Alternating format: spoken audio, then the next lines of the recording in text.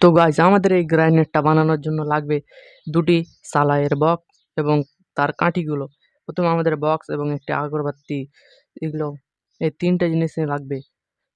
তো চলো কিভাবে বানাই সেটা তোমাদেরকে দেখিয়ে দিই। বানানোর জন্য সর্বপ্রথম আমাদেরকে সালাইয়ের কাঠির যে সামনের অংশে বারুদটুকু থাকে সেগুলোকে আমাদেরকে ভেঙে নিতে হবে একটু একটা করে।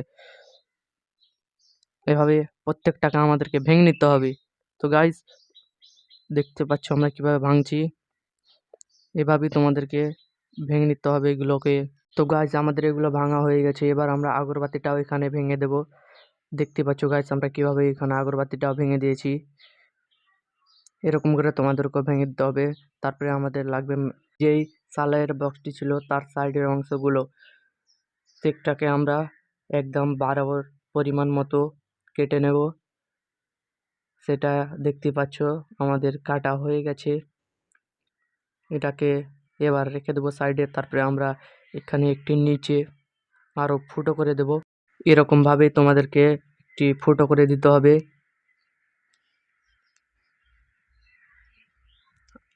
ভালো করে একটুই ফুটো করতে হবে, এটা বেশি করলে কিন্তু আবার হবে না। এখানে আঠার ব্যবহার করবে না আমরা কোনো, তাই এখানে একটু ভালো করে ফুটো করেছি দেখতে পাচ্ছ পরিমাণ মতো।